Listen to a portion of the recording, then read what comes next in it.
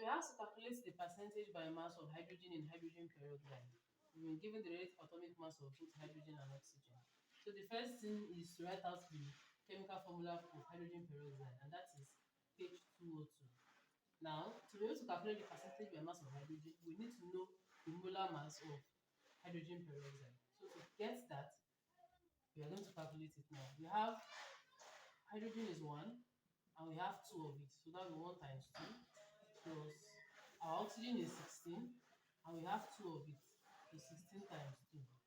So 1 times 2 is 2 plus 16 times 2 is 32, which is equals to 34 gram per mole. So this is the molar mass of hydrogen peroxide.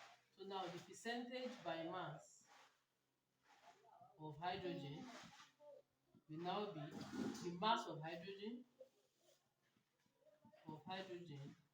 over the molar mass of hydrogen peroxide, and that will be 2 over 34 times 100.